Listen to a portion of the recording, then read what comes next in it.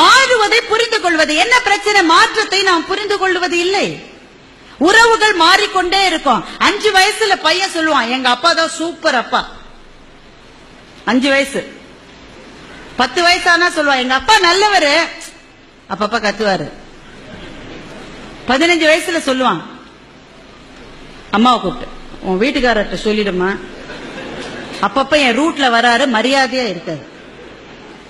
20 வயசானா பையன் சொல்லுவான், எப்படிமா இந்த ஆள போய் நீ கல்யாணம் பண்ணிட்ட? அப்படின்னா பையனுக்கு 20 வயசுன்னு அர்த்தம். 30 வயசானா பையன் சொல்லுவான், சார் நான் எங்க அப்பாவோட பேசுறது இல்ல சார், நான் என்ன செஞ்சாலும் தப்புங்கிற சார், அவரோட நான் பேசுறது. அப்படின்னா பையனுக்கு எவ்வளவு வயசு? 30 வயசு.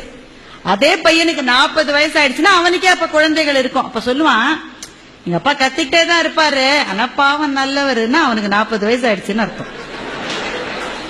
அவனுக்கே 50 வயசு ஆயிடுச்சுன்னா சொல்லுவான், அந்த வறுமையிலேயே எங்க அப்பா எங்களை எப்படி வளர்த்தார் தெரியுமா, மை டாடி இஸ் கிரேட்.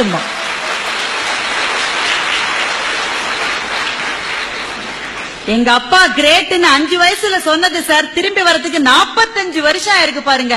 இதுதான் மாற்றம். இந்த மாற்றம் உறவுகளில் உண்டு, நட்பிலே உண்டு, வாழ்க்கையின் செல்வ நிலைகளிலே உண்டு. எல்லாத்திலையும் மாற்றம் வரும். எந்த மாற்றம் வந்தாலும் நான் தொடர்ந்து பயணிப்பேன் யார் நிற்கிறார்களோ அவர்களுக்கு சோர்வு வருவதில்லை.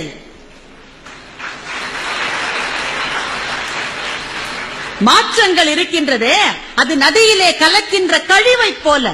எந்த கழிவு கலந்தாலும் ஓடிக்கொண்டிருக்கிற வரைதான் நதி. கழிவு கலந்துட்டாங்களே, அது நின்று போச்சுன்னா நாற்றம் பிடித்த குட்டையாகி விடும். அது